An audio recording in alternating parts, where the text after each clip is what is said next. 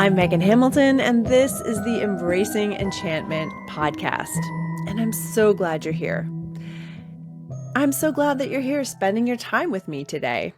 And if you haven't had a chance to listen to the intro episode, make sure you cue it up so you catch it after you've listened today. It helps build a little bit of context as to what we're going to be doing here, why we're here, what this is all about, who I am, and what I'm going to focus on. Today, we're going to take a deep dive into a practice that I've been using and coaching with for a few years. And to say that this practice changed my life, you know, I have been called a dramatic person before. I did go to theater school, but I'm not being overly emphatic when I say that this practice changed my life. And I'm really excited to dive into it with you today. I use it almost every single day. It has helped me understand myself, be honest with myself more deeply than almost anything else has. So today we're going to take a look at shadow work. So before we get started, make sure you stick around to the end because I'm going to be sharing some free resources with you to help you get started. You've probably heard the term shadow work before, and maybe you're familiar with it, but maybe you're not. And so shadow work is broadly defined as reaching into your psyche and examining your dark side. The person who coined the phrase and the practice, or the earliest practice, was Carl Jung. And this quote hit me in the guts. This quote might be the actual moment when I just went, oh my God. I quote, "Everything that irritates us about others can lead us to an understanding of ourselves," end quote. And that's Carl Jung. So why is that important? Well, if you're anything like me, you've been irritated before in your life. I am currently perimenopausal, and a lot of things are irritating. And when I say, I've talked before about this. So people would say, be yourself. And I'd be like, I don't even know if I know who that is. What does that mean? I don't know what being myself is like. Shadow work changed that for me.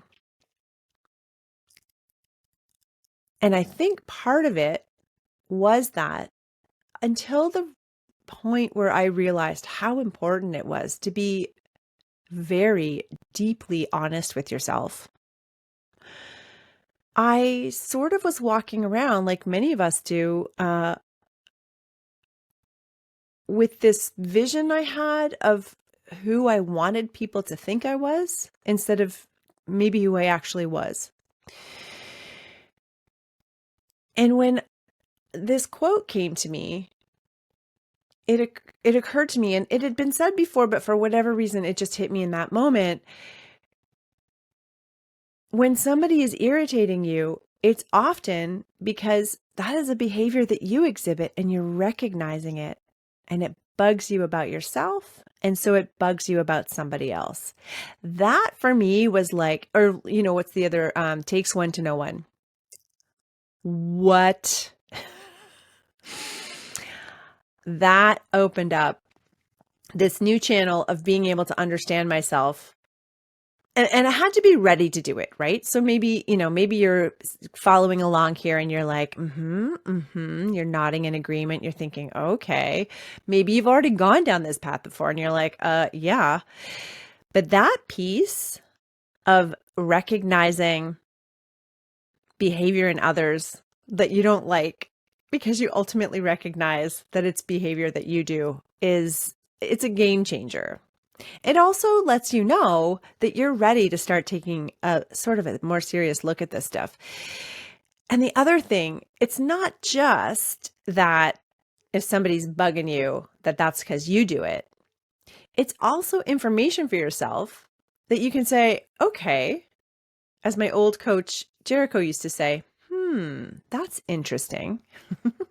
If we can take a look and examine and have a realization, and instead of, immediately shaming ourselves, or why didn't I get this until now? Or what is wrong with me? Instead we go, that's interesting. And we remove the judgment piece and we say, why am I bothered by this? What does it matter? Like, why do I have to care about this?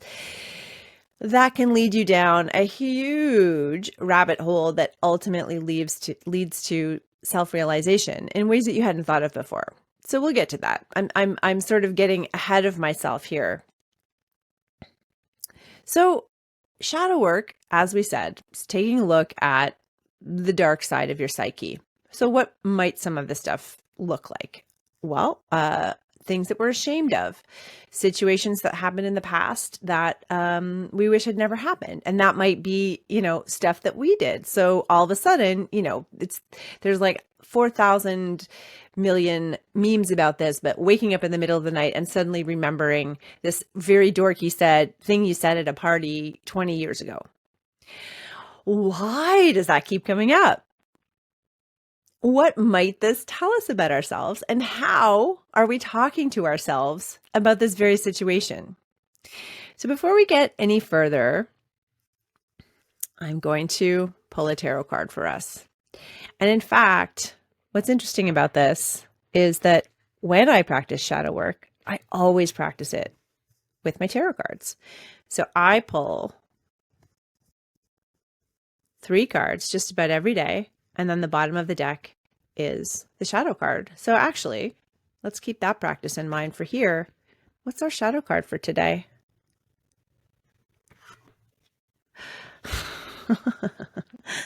Well, it's the Devil reversed. And again, tarot couldn't be more on the nose. So I did a shadow workshop recently, and it was around the full moon in Aries that happened in October of 2024, which is, full moon is usually when we want to be letting go of something, releasing something. And I pulled the Death card, which is all about releasing. It is the most releasing of the releasing cards. It is all about letting go, moving on. Something is done. Let's move on with it. And actually, in the introduction episode, I pulled the 10 of Swords, which is about that as well. So something, you might notice a theme is coming. And I realized as well, I do, you can find, if you want to take a look at this card, you can head over to YouTube and watch the video version, but some folks are just going to be listening. And maybe folks are visually impaired. So I'm going to describe the card a little bit for you. So I've pulled the Devil reversed, and this is card 15 in the Major Arcana. I am using the Rider-Waite-Smith deck, which came out in 1909. And the Devil card has, a pretty standard devil-looking guy, big ears, 2 horns, bat wings, hairy legs, and sort of crow-like feet, standing on a black box. On that black box is a ring. Attached to that ring are 2 chains on either side of the devil. We have a woman who's also got devil horns. She's naked, and her tail are grapes, and the chain is around her neck. On the other chain, also around a neck, is a man. He has a flame for a tail, and I think maybe flamey hair as well. He's also got devil horns, and the devil is holding a big torch, and that is sort of igniting the man's tail. Okay. Above the devil is a pentacle, which is reversed. And so a pentacle is one of the suits of tarot. And when it's reversed, the 2 bottom points of this 5-pointed star are pointing up, and that's supposed to be the devil horns. So this card is reversed, and I read reversals when I do tarot. Some people don't. The devil card alone is about shadow. It is about things we're addicted to. It is about, so, the man might say, and I'm speaking binary here, but the man is maybe addicted to anger, right?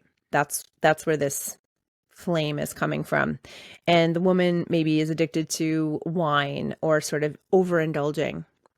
So one is sort of like focusing on difficult behaviors, and the other one is focusing on also difficult behaviors, but more like addictions, things that we are, that we feel we can't get rid of in ourselves. And they're chained, right? So you feel chained, you feel tied to this, you feel like you can't escape it. And this card is reversed, and we could talk, and we will at some point, about what reversals might mean. But really, this could be about releasing these difficulties, releasing these addictions, releasing these obsessions, releasing these patterns, which is really hilariously what shadow work is all about. And the first thing to think about with shadow work is that we have to know what we're dealing with so that we can actually deal with it, right? And so we really do hide from a lot of this stuff that lives in the darkness of our psyche because it's painful, because of course we do. Nobody wants to sit around thinking about all of the things that we've done in our lives that are awful, things that have happened to us that were awful, people in our lives that were terrible. Now, before we get going, it's really important to note that sometimes when you're doing shadow work, stuff can come up, especially if you've dealt with some major trauma in your life, or if you've got a suspicion that there's been major trauma, but you haven't actually taken a look at it. This is where, if you're going to be responsible, you want to make sure you've got somebody who can help you. And that person would be a licensed mental health practitioner, right? So a therapist, a counselor, somebody that you have access to. You might even just want to have a phone number handy of somebody you can call who can help you through this stuff. Most of the time, the stuff that comes up is painful, but it's not so painful that you can't, get through your day. But every once in a while, something might come up and it might really trigger something for you. And you want to make sure, because this work is compassionate, it's helping ourselves, we are caring for ourselves. You want to make sure that you have somebody who can help you through that. Okay, that's really important when we're talking about shadow work. But we can't move forward in our lives until we know what we need to move forward from. And so learning how to very compassionately be honest with yourself, to ask yourself deep and difficult questions, to be, to see yourself, the good, the bad, and the ugly, right? That's the other thing. You've also got to see the good, because we talk about this a lot when I work with clients, when we're doing shadow work, specifically around visibility and speaking and why that might be difficult. We can get into habits of just, practicing shadow work, unearthing all this stuff, being real with ourselves. And sometimes that can become its own habit, so that we're sort of just constantly like having to excavate all this stuff, or feeling like we need to be working on ourselves all the time, instead of the goal, which is just to be able to be. Right? So once you get started with this, or if you already are, that's a great question to ask yourself. How much do I practice this? How aware am I of this? And might I take a break from it every once in a while and just like live, be okay with who I am today, and come back to this when I need it. So here's what I do every day. I pull out my journal. I get my tarot cards ready. I also read runes now. I light a candle. I walk around the room, looking at things, saying thank you to things. Maybe I'll pull out some crystals I want to use to focus on for the day. Think about where I'm at and thinking about, sort of broadly what I might want to be tackling today, taking a look at. I've got an altar that I use. And again, this helps keep me intentional. Sometimes after I feed the birds in the morning, I might find a feather. I bring that up. This summer I found hundreds, maybe not hundreds, maybe 100 or close to 100 four-leaf clovers. That'll come up later, I'm sure of it. And now I don't find them as frequently, which is really, really interesting. But so I get myself situated, I get myself set up, pull out my journal. My microphone's actually sitting on top of it right now, so I can't show you. And my pen, I have a favorite pen, light a candle, and I get started. For me, I like to call in the 4 directions or the 7 directions, right? If that's new to you, we will absolutely cover that. But that is where you call in the east, the south, the west, the north, below, above, and within. And then I like to call in my ancestors, and I just start to think about where I am, what's going on. Sometimes I use, when I'm journaling, I start off with a commitment statement. And for a while that was, I commit to trusting that what I put out will come back to me in expansive growth. I commit to justice, I commit to action, and I commit to doing the next right thing. So I'd write that out every day to stay intentional. Other ways that you can stay intentional about stuff is use a phrase as a password, right? It can, we can use these phrases to psych ourselves up. We can use these phrases to remind ourselves of things that we want to be intentional about. And also build it into your password. How many times do we have to enter a password every day? Sometimes quite a few. So the whole point of all of this is really intentionality, because we know, especially if you've got a busy life right now, life can just go. You can be all of a sudden 15 years later and go, what happened? Oh my gosh, all this stuff that I wanted to do, I haven't done. And then you get to my place where I'm 50, right? Probably half past the halfway mark. You never know. And you think, okay, if I ever want to get this book done, I'm going to have to make a plan for this. I'm going to have to actually write it. We can get so caught up. There are enough things to do every day for us to not think about bigger, deeper goals that we want to achieve in our lives. And maybe you're not a goal person. Living is its own great thing, Life really is a gift, and experiencing nature, love, delicious food, warmth, tenderness, humanity, community, those things, they're enough. You don't have to do anything monumental in your life if you're not called to do it. But if you are, and even if it's not monumental, even if it's you want to get better at cooking, you're going to have to put some action into that in order for it to get done. And so that's part of the reason why I sit down and get intentional in my journal every day, because I was realizing that my life was going. And there was some stuff I knew I was going to want to do, but I hadn't started and I hadn't made a plan. I also knew that I really wanted to figure out, who actually am I? Why do I feel so awkward in certain situations? Why am I still not being able to get past XYZ? And that's where the shadow work came in. And over time, as I became more comfortable really being honest with myself about things, with a very compassionate framework, and I go through what that compassionate framework is in my shadow work workbook called Me and My Shadow, which I will definitely put in the show notes, as well as a recording of the recent shadow work workshop that you can do if you want to get started practicing shadow work. Those will be in the show notes. Once I started to be very honest with myself in a compassionate way, asking myself the hard questions and committing to truth,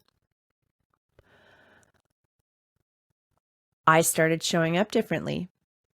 I was more confident. I was more comfortable. This is somebody I'm also, okay, so I'm 50.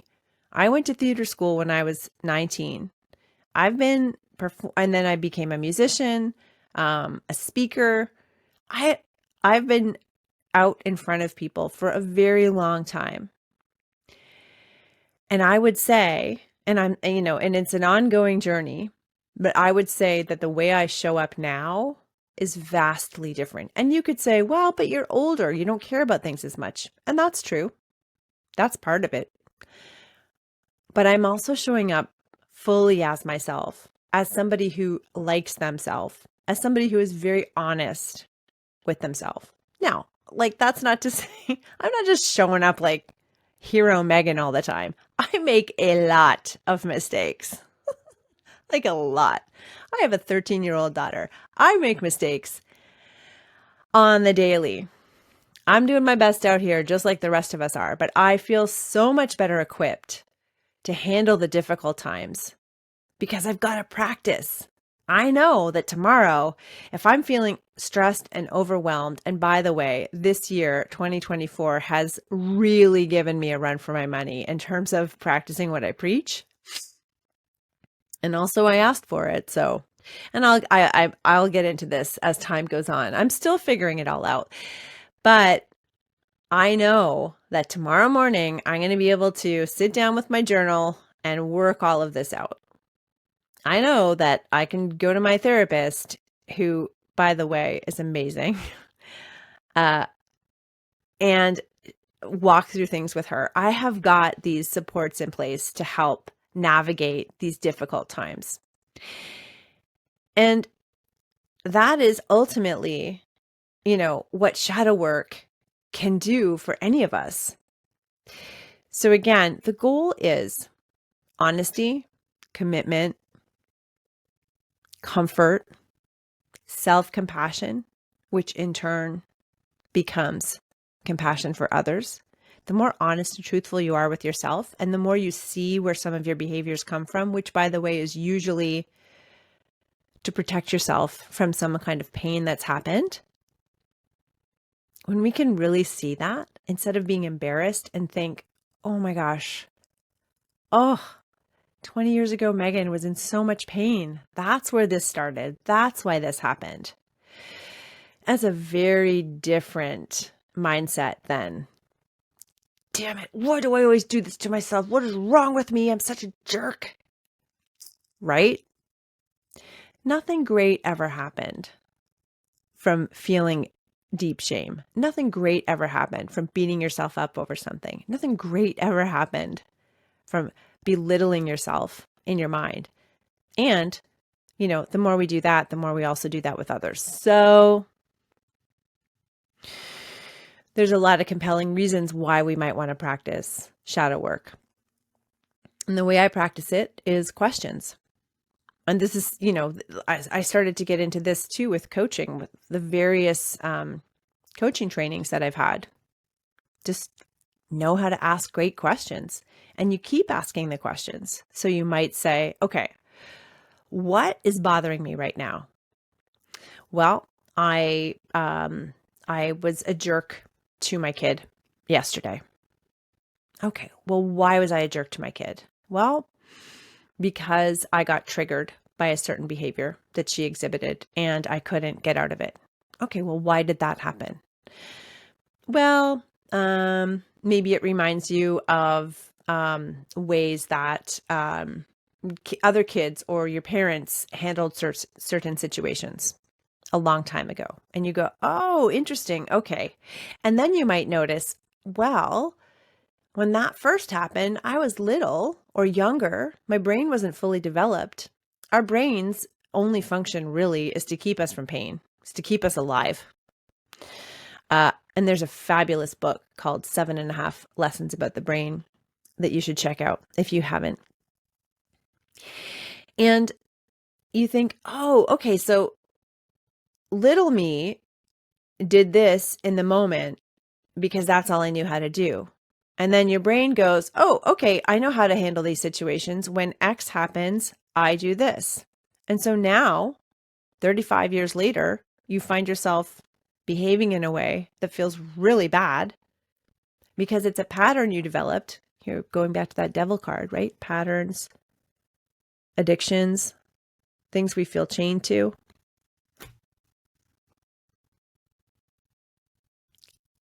And you haven't ever given yourself the chance to interrogate it or channel, redevelop neural pathways, change how you deal with the original trigger. So then, now that you know what you're dealing with, you know what you're dealing with, and you can make a plan. Okay, so when my child does this, I am triggered. I don't want to be triggered. So what can I do? I realize that I am triggered because of this painful thing that happened many, many years ago. Okay, now I recognize that I started to do that behavior because I felt threatened. I felt a lot of deep pain or shame or guilt. Okay, so now how can I start to untangle that? And in that shadow work workbook that I mentioned, there's a couple of different ways that you can do that. You can also develop your own, and there are a million books about shadow work out there that you can look at, lots of them with incredible questions to ask yourself. And once you start exploring, you'll start to develop your own practice of uncovering, of compassionate, loving ways of really connecting with yourself and, I guess it sounds cheesy to say, but healing your inner child, healing those parts of yourself that did the best they could in any given situation before your brain was fully developed. And so now we just want to give ourselves the opportunity to develop more mature, and by mature, I mean wise, right? Ways of handling these situations. And that is shadow work in a nutshell. Again, man, it was life-changing for me. And I would love to know if you decide to take a look at it, how does it work for you? What are you discovering? If you come up with any great questions to ask yourself for shadow work, I'd love for you to share. So I hope that you will join us every 2 weeks so you'll be able to cultivate rituals, devotions, and soul searching to help you build a dynamic and evolving relationship with yourself and the captivating world around you. We have some very exciting episodes coming up about tarot, human design, shamanism, and I'd love to know what you would love to know more about. Leave us a voice note or send me an email. And find information and takeaways from today's episode, including the Shadow Work Workbook, as well as the Shadow Work Workshop, or at embracingenchantment.com. Please subscribe. If you love what you're hearing, subscribe and keep up with us, and follow wherever you get your podcasts. We'd love it if you would leave a review, even better, a voice note, even best, help spread the word. Until then, here's to building an enchanted life.